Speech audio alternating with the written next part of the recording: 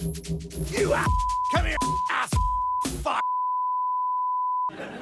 No, vabbè, non voglio fare il classico cliché del comico che viene qua e dice che non scopa. Io ho 34 anni e ho avuto varie donne nella mia vita, però devo dire la verità, ho sempre avuto un po' di problemi sessuali con tutte e tre.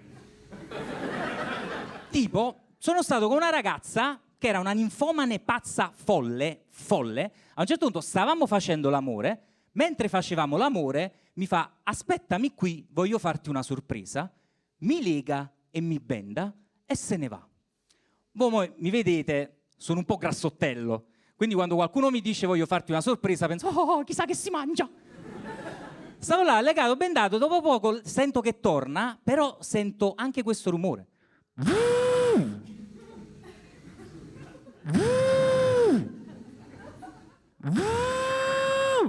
Era un vibratore che però lei aveva ben pensato di presentare come una motosega nei film horror. Io con un'ingenuità pazzesca penso: oh, chissà cosa starà facendo con questo mini pimer. Che cazzo ne so, una panna montata, uno zabaione, un'emulsione. Ero felicissimo ed è in quel momento che il mini pimer mi entra nel culo. Io dico: guarda, non metto in dubbio le tue doti culinarie, però così viene una torta di merda.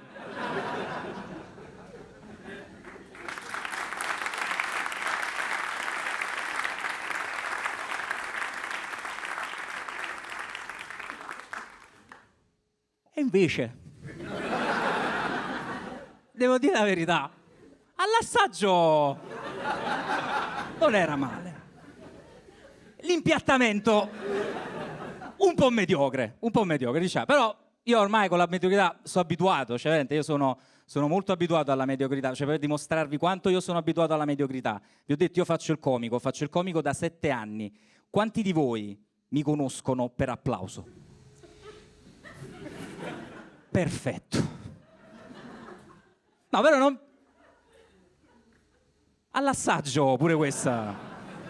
No, vabbè, io posso dire una cosa. Io, se c'è una cosa di cui sono orgoglioso è di aver sempre accettato la mediocrità nella mia vita. Perché la mediocrità è stupenda. La mediocrità non ha aspettative da mantenere, ma un range di standard da rispettare.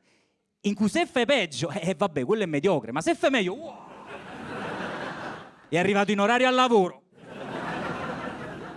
Anche perché per quanto vi potete impegnare nelle cose, ci sarà sempre qualcuno che è più bravo di voi a farla. E io questa amarezza l'ho provata in famiglia. Io l'unica volta che nella mia vita mi ero impegnato, mi ero fatto venire emorroidi di 3° e 4° grado. Era arrivata pure una ragade. Cioè il mio culo era una sedia di vimini. Era la vigna del tavernello, era una foresta di rovi, capito? Cioè, tipo quella della Bella Addormentata, era proprio una cosa impenetrabile. Io ho detto: ma io sono un cazzo di fenomeno, nessuno sarà mai migliore di me. Chi cazzo può essere migliore di me? Né quella stronza di mia madre non si è fatta venire un tumore al colon.